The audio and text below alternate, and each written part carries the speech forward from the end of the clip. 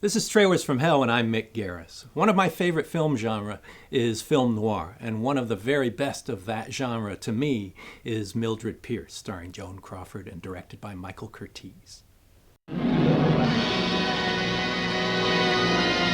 Though recently remade as a miniseries, the 1945 film of Mildred Pierce, to me, is far more powerful and pretty faithful to James M. Cain's book. Cain and Dashiell Hammett are my two favorite noir authors by far, and this film really captures the essence of the shadows that really are the basis of the cinematography of film noir. The title would lead you to believe that it's sort of a soap opera, and I guess in some ways it is, but this is film noir through and through. The source novel was originally published in 1941, one of Cain's most complete works.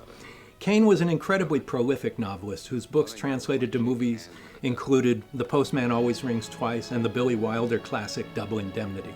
So to me, he's responsible for three of the best film noirs ever made.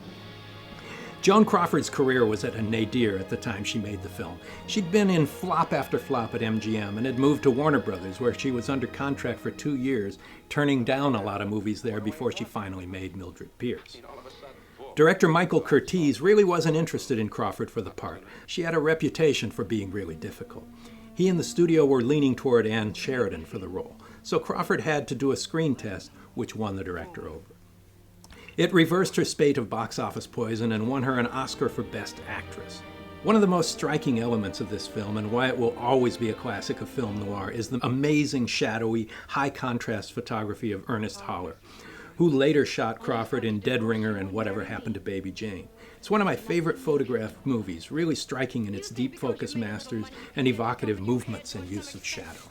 Another aspect of the film that makes it so worthwhile is the huge, almost bombastic score by one of the gods of film music, Max Steiner, who also did scores for the original King Kong and Gone with the Wind.